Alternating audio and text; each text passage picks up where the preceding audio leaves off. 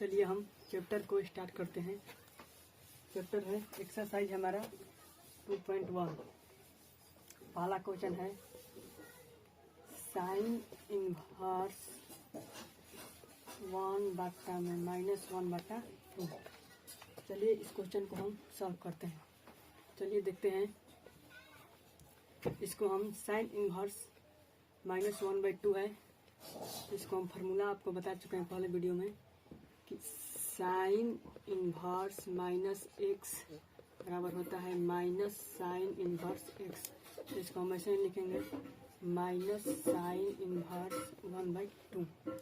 हम जानते हैं कि साइन में 1/2 का मान कितने का होता है, 30 डिग्री का होता है, और साइन 30 डिग्री का मान हमारा 1/2 होता है। अब जब हम इसको रेडियन में लिखेंगे तो यह साइन 30 का मान π/2 के बराबर होगा ना। तो हम इसको एंगल में ना लिखकर रेडियन में लिखेंगे। चलिए लिखते हैं माइनस साइन इनवर्स, पहले हम इसको लिखेंगे साइन π/6 होता है। तो इस प्रकार इसका आंसर हमारा हो जाएगा -π/6। दूसरा क्वेश्चन देखेंगे, 2 नंबर क्वेश्चन है कॉस इनवर्स √3/2। चलिए इस क्वेश्चन को हम करते हैं। तो कॉस में कितना का मान √3/2 होता है?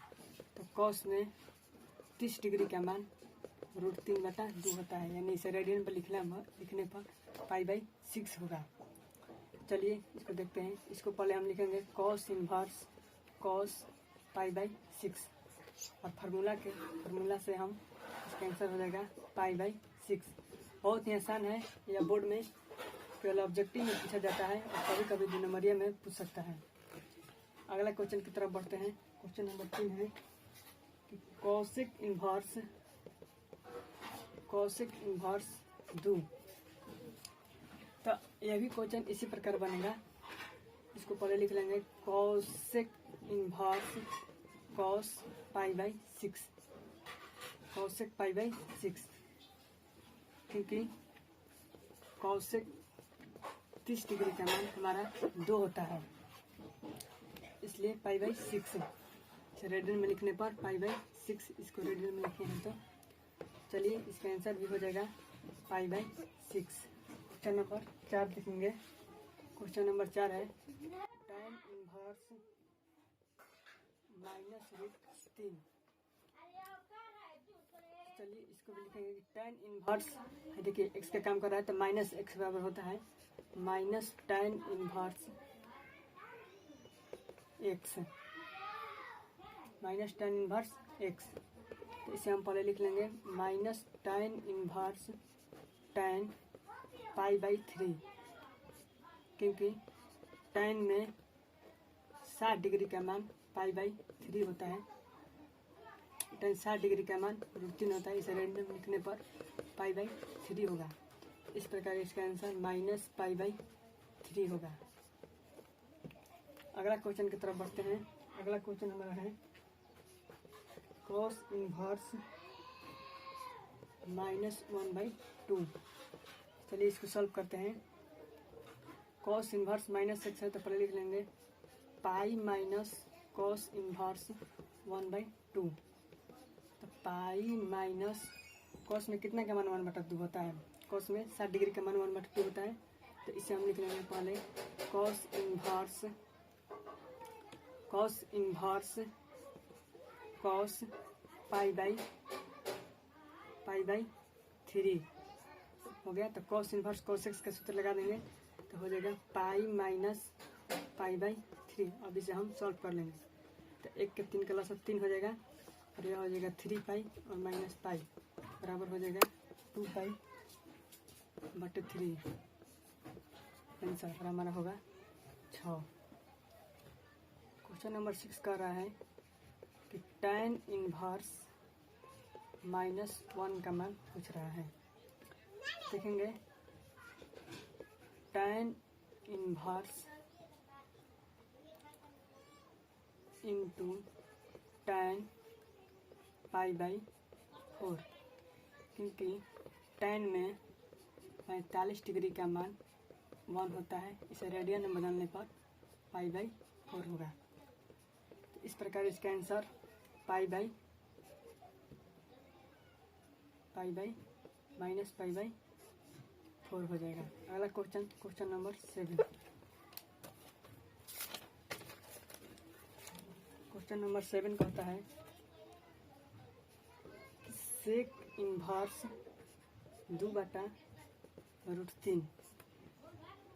इसे लिख लेंगे सेक इनवर्स सेक π/6, क्योंकि सेक में 30 डिग्री का मान 2/√3 होता है, जबकि रेडियन में बदलने पर इसका मान π/6 होगा।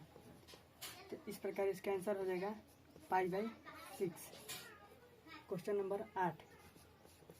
क्वेश्चन नंबर 8 कर रहा है कॉट इनवर्स √3। इसे लिख लेंगे इसी प्रकार कि cot inverse into cot π/6। Cot में 30 डिग्री का मान √3 होता है, इसलिए रेडियन में बदलने पर इसको π/6 होगा। इस प्रकार इसका आंसर π/6 ही हो जाएगा। क्वेश्चन नंबर होगा 9। 9 कह रहा है कि cos इनवर्स 1/√2 -1/√2। फॉर्मूला हमने क्या सीखा है कि cos इनवर्स -x बराबर होता है π - cos इनवर्स x। इसे लिख लेंगे π - cos इनवर्स इंटू cos π/4, क्योंकि cos में 45 डिग्री का मान π/4 होता है। अगर इसे रेडियन में लिखेंगे 1/√2 होता है, इसे रेडियन में लिखने पर π/4 हो जाएगा। हमेशा मान रेडियन में ही बताना है। इस प्रकार π - π/4। अब इसे सॉल्व करेंगे। 1 और 4 का एलसीएम हो जाएगा 4 और यह हो जाएगा 4π - π, तो हो जाएगा हमारा 3π/4 आंसर। अगला क्वेश्चन नंबर 10 चलते हैं। क्वेश्चन नंबर 10 का होता है कॉसेक इनवर्स -√2। इसे लिखेंगे माइनस कॉसेक इनवर्स √2। तो minus cosec inverse into cosec π/4, क्योंकि कॉसेक 45 डिग्री का मान √2 होता है। जब इसे रेडियन में लिखेंगे तो इसका मान π/4 होता है।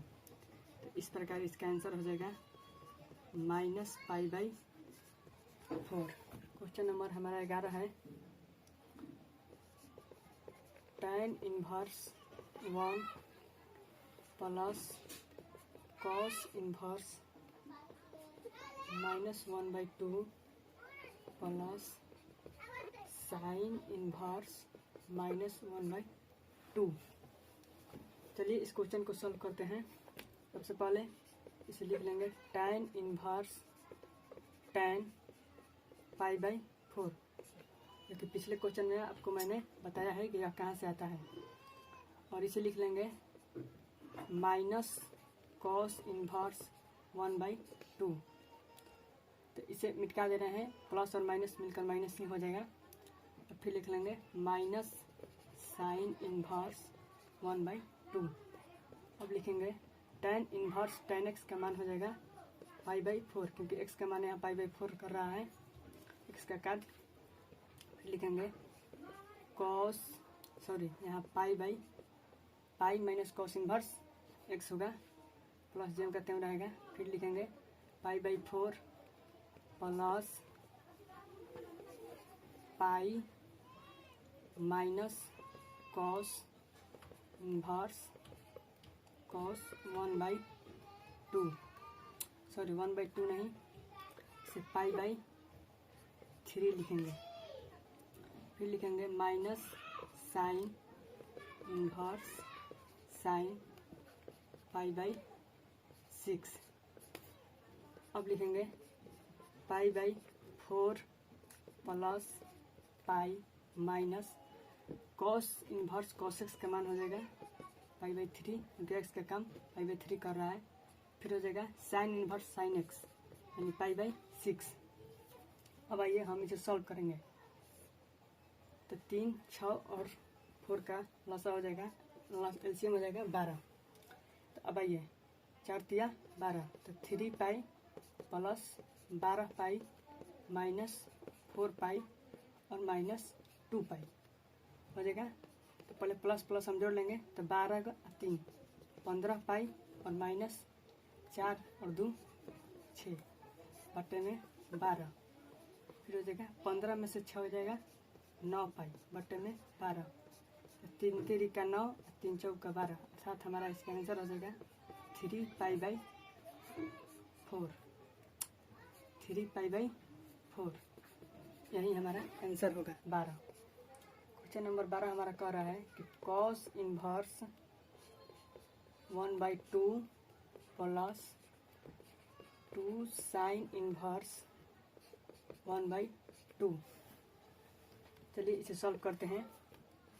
लिखेंगे कॉस इन्वर्स कॉस π/3, फिर लिखेंगे 2 साइन इन्वर्स साइन π/6।